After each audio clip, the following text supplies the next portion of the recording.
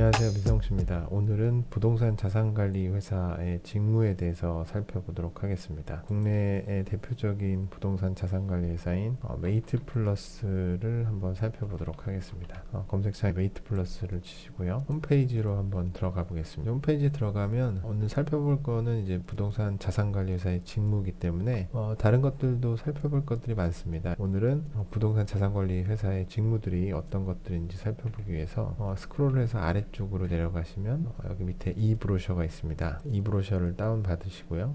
회사 소개서라고 보시면 될 것 같습니다. 소개서를 한 번씩 좀 내려보겠습니다. 여기 에비슨 영하고 이제 메이트 플러스 로고가 보이실 텐데요. 메이트 플러스는 이제 에비슨 영하고 이제 제휴를 맺어서 함께 업무를 하고 있습니다. 그래서 이렇게 같이 로고가 있는 걸 보실 수가 있고요. 쭉쭉 내려보다 보시면 연역도 나와 있고, 여기 이제 밸류 체인에 보시면 그 회사 업무에 대한 전반적인 것들이 소개되어 있다고 보시면 좋을 것 같습니다. 투자 자문에서부터 뭐 기획 개발, 임대 매각, 이제 운영 관리 이런 여러 가지 업무들을 하고 있는데, 신입 사원들이 보기에 부동산 자산 관리 회사다라고 하면은 PM 업무들만 하는 줄 알고 있지만 그 속에서 팀별로 각기 분화가 된다고 보시면 좋을 것 같습니다. 대략적인 그림들은 여기서 좀 살펴보시고, 회사 소개서이기 때문에 회사에 다니시는 분들이 작성을 한 겁니다. 그렇다 보니까 아무래도 전문적인 용어들도 조금 섞여 있을 수 있는데 한 번씩 더 밑으로 내려가면서 살펴보겠습니다. 이제 밑에 보면은 이제 메이트 플러스가 제공하는 서비스들이 각각 이렇게 하나씩 설명이 되어 있습니다. 그래서 우리가 흔히 알고 있는 이제 자산관리인 PM, 임대차 자문, 자산실사, 여기는 이제 물류팀도 있는 것으로 보입니다. 그리고 주택 임대관리, NPL 자산관리 이렇게 서비스들이 있는 걸 보시면 좋을 것 같습니다. 이제 뒤에 가시면 이런 자산관리 업무들이 어떤 것들인지 자세히 좀 설명이 나와 있습니다. 그래서 운영관리와 임대관리인데 그 안에는 어떤 것들인지 이렇게 한 줄 한 줄 보시면 서비스에 대한 내용들을 확인하실 수가 있겠습니다. 그래서 신입사원 같은 경우에는 이제 PM사의 업무들이 과연 어떤 것이냐라고 했을 때 이런 것들을 읽어보시면 어떤 업무를 하는지 감을 좀 보실 수가 있고요. 실제로 이런 글들을 읽어보면 업계에 계신 분들은 쉽게 와닿기도 하는데, 어떤 것들은 이제 약자도 있습니다. 뭐 FMC라든지 뭐 CAPEX나 R&M 이런 용어들이 있는데 밑에 또 주석을 달아가지고 잘 설명을 해놨습니다. 그 다음으로 많이 하는 업무가 이제 임대차 자문입니다. 여기에 보시면 이제 임대 컨설팅하고 임차 컨설팅으로 나눠져 있는 것을 보실 수가 있습니다. 용어가 좀 다른 거는 임대는 이제 건물주 입장에서 이제 컨설팅을 하는 거고요. 임차 같은 경우에는 임차인 입장에서 이제 건물을 찾을 때 그런 서비스를 말하게 됩니다. 그래서 크게 임대 컨설팅과 임차 컨설팅으로 나눠져 있는 것을 보실 수가 있습니다. 그 다음으로 이제 자산 실사라고 하는 건데요.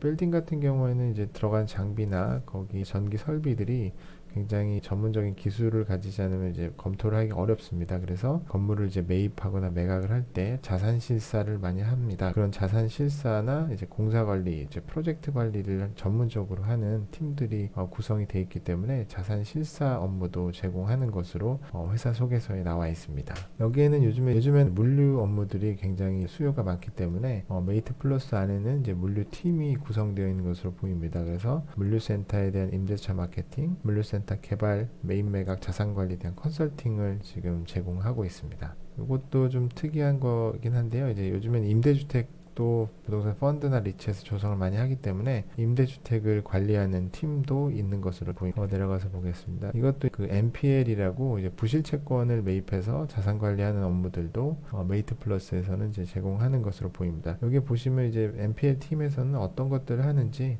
상세하게 보실 수가 있습니다. 다음으로는 아까 처음에 설명드린 것처럼 이제 에비슨 영 코리아하고도 이제 제휴를 맺어서 하기 때문에 에비슨 영에서 이런 업무들을 제공하는 것을 하나씩 보실 수가 있고, 어떤 업무들은 좀 겹치는 것으로도 보이긴 한데 한번 다시 밑에서 좀 살펴보도록 하겠습니다. 이제 부동산 같은 경우에는 건물을 사고 파는 이제 매입 매각 자문을 하게 됩니다. 그래서 매입 매각 서비스들은 어떤 것들이 있는지 한 번씩 살펴보시면 좋을 것 같고, 에비슨 영이 이제 해외에 지사를 두고 있는 것이다 보니까 해외 부동산 매입 매각에 대한 서비스도 제공하고 있습니다. 그리고 아까 말씀드린 것처럼 임차 대행과 임대 대행이 있습니다. 그래서 임차인 대행에 대한 서비스들 어떤 것들을 제공하는지 이렇게 하나씩 살펴보시면 좋을 것 같고, 뭐 사무실 이전 관련 업무가 이제 주된 업무라고 보시면 될 것 같습니다. 그리고 이제 일반적인 오피스 PM이나 그런 것도 제공을 하지만, 이제 리테일, 소매 상점, 예를 들면 이제 건물 같은 경우에도 이제 아케이드가 있고, 그 다음에 시금들을 주로 다루는 이제 리테일 분야가 전문적으로 따로 있습니다. 그래서 리테일 분야에 대한 것들도